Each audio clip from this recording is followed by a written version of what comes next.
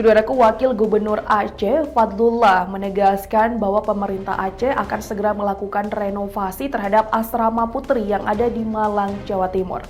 Hal itu disampaikan langsung oleh Fadlullah saat mengunjungi asrama putri pada Senin 21 April 2025 terkait kunjungannya ke daerah Jawa Timur.